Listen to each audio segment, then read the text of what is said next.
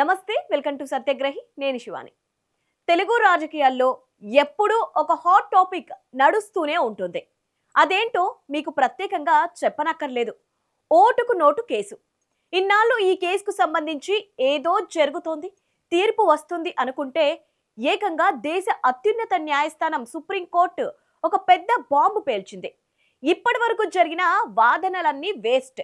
Game మొదటి నుంచి start చేద్దామంటూ ఏకంగా సిజేఐ ధర్మాసనమే సంచలన ప్రకటన చేసింది.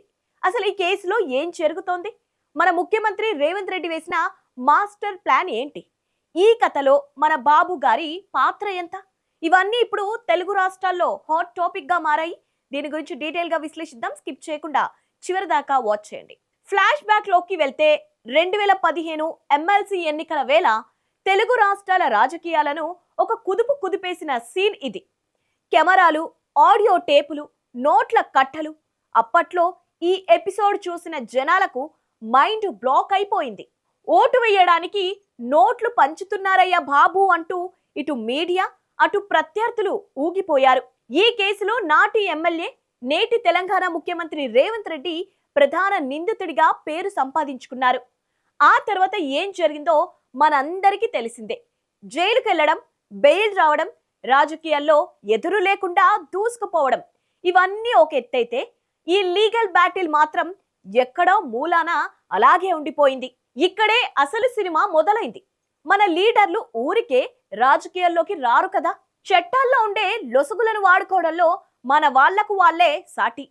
2021 జూలై 22న రేవంత్ రెడ్డి ఏకంగా సుప్రీంకోర్టులో స్పెషల్ లీవ్ పిటిషన్ వేశారు. ఆయన వాదన ఏంటో వింటే మీరు కూడా షాక్ అవుతారు. రేవంత్ ఏమన్నారంటే, అయ్యా జడ్జి గారు, నా మీద పెట్టిన కేసు అవినీతి నిరోధక చట్టం 1988లోని సెక్షన్ 12 కింద నమోదు చేశారు. కానీ ఆ చట్టం ప్రకారం లంచం తీసుకోవడమే నేరం. అంతే తప్ప లంచం ఇవ్వడానికి కుట్ర చేశారనడం ఆ సెక్షన్ కింద అస్సలు చెల్లనే చెల్లదు.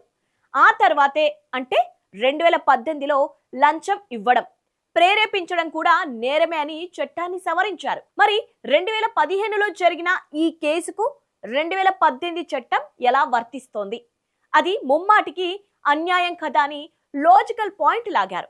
అంతేకాదు, ఈ సెక్షన్లన్నీ ప్రభుత్వ ఉద్యోగులకు వర్తిస్తాయి, కానీ శాసన మండలిలో ఓటు వేయడానికి ఈ అవినీతి నిరోధక చట్టాలు ఎలా వర్తిస్తాయి అని కోర్టును గట్టిగానే నిలదీశారు.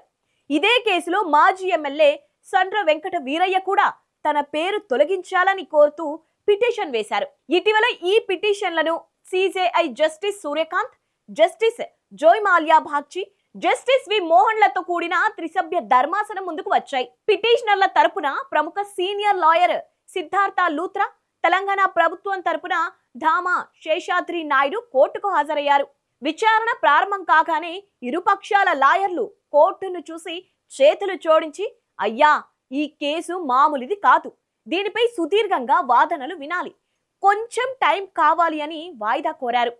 ఇక ఇక్కడే అసలు ట్విస్ట్ ఇచ్చారు సిజేఐ.